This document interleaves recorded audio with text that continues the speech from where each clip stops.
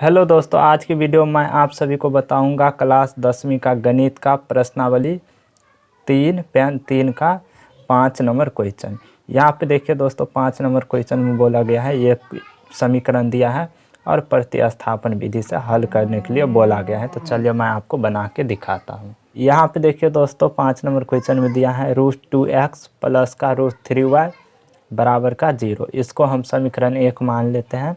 और यहाँ पे देखिए दिया है √3x माइनस का 8y √8y बराबर का 0। इसको हम समीकरण 2 मान लिए हैं और इसको हमें प्रतिस्थापन विधि से बनाना है।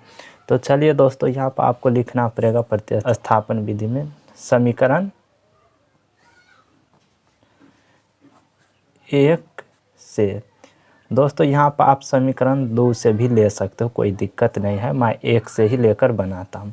तो समीकरण 1 क्या दिया है, √2x प्लस का √3y बराबर का 0। यहाँ पे ये समीकरण 1 दिया है दोस्तों। अब यहाँ पर आपको x बराबर या y बराबर निकालना है, तो मैं y बराबर निकालता हूँ। तो यहाँ पे देखिए √3y, तो √3y और बराबर का 0, इधर 0 है। देखिए ये √2x को हम इधर लेकर आते हैं, तो ये माइनस का हो जाएगा √2x, क्योंकि इधर प्लस का था, इधर आने पर माइनस का हो जाएगा।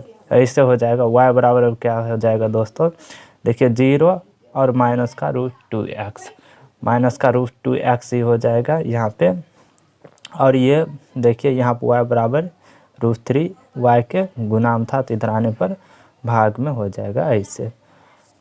ऐसे हो गया दोस्तों। y का देखिए वैल्यू अभी आ गया है, लेकिन एग्जैक्टली यानी कि पूरा नहीं आया है दोस्तों। यहाँ पे x लगा है जो कि चर है, तो y बराबर आ गया है। इसको हम समीकरण 3 मान लेते हैं।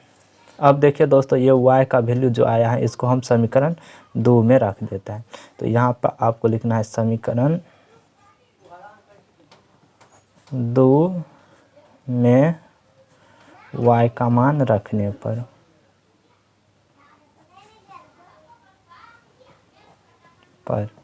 तो समीकरण 2 क्या दिया है यहाँ पे देखिए दोस्तों, √3x माइनस का √8y बराबर 0। तो यहाँ पर मैं लिख लेता हूँ √3x माइनस का √8y बराबर का 0। अब यहाँ पर हमें y का वैल्यू रखना है, और y का वैल्यू यहाँ पर देखिए ऊपर में आया है, इसी को हम रख देते हैं √3x माइनस का √8। अब देखिए दोस्तों, यहाँ पर y का वैल्यू आपको रखना है, तो इसे ब्रैकेट लगाना है, क्योंकि यहाँ पर गुना का चिन्ह होता है। तो इसे आपको ब्रैकेट लगा लेना है और फिर y का मान रख देना है, माइनस का √2x बट्टा में √3x ऐसे, और बराबर का 0 दिया है। यहाँ पर देखिए बराबर का 0। अब यहाँ पर आपको लिखना है √3x और यहाँ पर माइनस का √x से इसको गुना करने पर माइनस और माइनस प्लस हो जाएगा, √8 और √2 यानी कि √16x बट्टे में √3 बराबर 0 ऐसे आ गया है दोस्तों। अब यहाँ पे देखिए क्या हो जाएगा, √3x, तो √3x प्लस देखिए 16 का वर्गमूल 4 होता है, तो यहाँ पर आपको लिख लेना है 4x, x लगा है तो x, और बट्टा में √3, तो √3 बराबर 0। अब यहाँ पर आपको 1 लगा के इन दोनों संख्या का एलसीएम ले लेना है, यानी कि लघुत्तम। तो 1 और √3 का लघुत्तम लेने पर √3 ही आएगा। अब 1 से √3 में भाग देने पर √3 और गुना करने पर यहाँ पे देखिए दोस्तों हो जाएगा √9x, और प्लस है तो बीच में प्लस, √3 और √3 में भाग देने पर 1 आएगा। 1 को 4 से x से गुना करने पर 4x, और ये बराबर का 0 हो जाएगा ऐसे। अब देखिए दोस्तों, यहाँ पे √9 का वर्गमूल क्या होता है, तो 3 होता है यहाँ पे। तो आपको लिखना है यहाँ पे √9 दिया है तो 3x, वर्गमूल इसका 3 प्लस का 4x बट्टा में √3, तो √3 बराबर 0 ऐसे हो जाएगा दोस्तों। अब देखिए 3x और प्लस का 4x क्या हो जाएगा, 7x बट्टा √3 बराबर का 0। यहाँ पर अब देखिए दोस्तों, आपको 1 लगा लेना है ऐसे करके। अब आपको कोण में गुना करना है, तो यहाँ पे देखिए 7x, ये 7x को 1 से गुना करने पर 7x, और बराबर का ये 0 गुना √3 तो 0 हो जाएगा। हमको x का वैल्यू निकालना है, तो यहाँ पर हो जाएगा x बराबर 0/7। कोई भी संख्या से 0 में भाग देने पर 0 हो जाता है। तो x बराबर क्या आया है दोस्तों? 0। x बराबर 0 आया है। अब आपको y का वैल्यू निकालना है, तो यहाँ पर इसे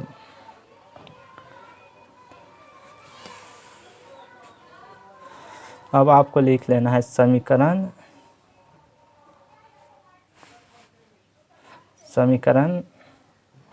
1 में y का मान रखने पर समीकरण 1 क्या दिया है यहाँ पे देखिए, √2x प्लस का 3y बराबर का 0। तो यहाँ पर आपको लिख लेना है √2x प्लस का √3y बराबर का 0, और यहाँ पर हमें x का वैल्यू डाल रहे हैं 0। तो यहाँ पे x का वैल्यू डाल रहे हैं दोस्तों, यहाँ पे सॉरी x लिखना है समीकरण 1 में x का मान रखने पर।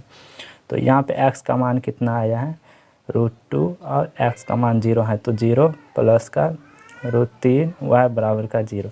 यहाँ पे देखिए दोस्तों √2 गुना 0 0 हो जाएगा, प्लस का √3y बराबर का 0, ऐसे हो जाएगा। अब 0 प्लस √3y, तो √3y ही बचेगा बराबर का 0। तो y बराबर क्या हो जाएगा? 0 और बट्टा में √3, ऐसे हो जाएगा। और √3 से 0 में भाग देने पर इसका वैल्यू 0 हो जाएगा, तो y बराबर 0। अब ऐसे आपको लिख लेना है अंतर x बराबर 0, y बराबर 0। यही हमारा आंसर हुआ दोस्तों।